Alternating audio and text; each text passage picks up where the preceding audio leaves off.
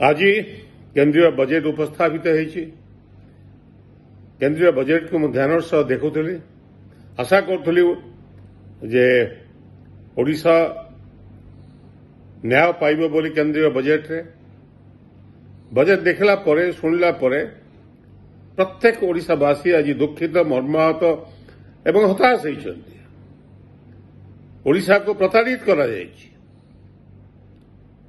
अन्य राज्य को साहाय्य दिया जाऊ कहारी आपत्ति नहीं, किंतु प्राथमिकता होची ओडिशा प्रथमे विचार को निया जावा उचित। केवल एही दृष्टि नुहे जे बीजेपी बहु संख्यार लोके बीजेपी को भोट देइचंती बोली, किंतु ओडिशार वस्तुस्थिति संपर्क में जदि आलोचना करा जाए, ओडिशा गरीबी रे देश रे एक नंबर, अनग्रसरतारे आमे एक नंबर, मुंड पिछा आरे आमे सबुठु तले देश रे, कृषि उत्पादन रे मध्य आमे बहु पछार रही, दादन खटिबारे आमे भारत वर्ष रे एक नंबर होइछु।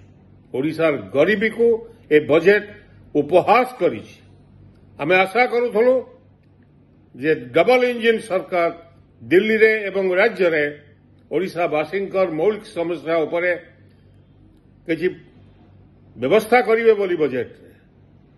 बिहार के आंध्र प्रदेश रे राजनीतिक दृष्टिकोण कौन विचार करा जायछि मु ता भितर को जीवा को चाहे ना। अन्य राज्य तांकर हक पाई लड़ाई करछन्ती एवं सेमाने पाइले मोर किछि आपत्ति नाही कि कहार किछि आपत्ति रहिबा उचित नुहे, किंतु ओडिशा को जो अन्याय करागला आठो बड़ी दुखर कथा किछि न थाई पारे। ओडिशावासी अपेक्षा करिथिले जे केंद्रीय बजेट आसिले बहुत किछि आसिबो।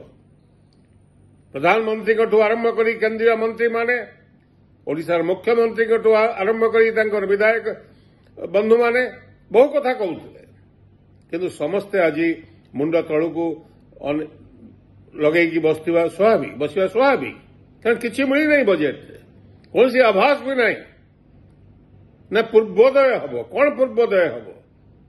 ओडिशा को केवल लूट करा जाउछि, लुंठन करा जाउछि। ओडिशार खनिज संपदा, ओडिशार रत्न भंडार को प्रतिदिन लूट होउछि लक्ष लक्ष कोटी टंकार संपदा। ओडिशा ए देश जानिबा दरकार, प्रति वर्ष ओडिशा 1 लाख कोटी टंकार अधिक टंका केंद्र सरकार को देता है।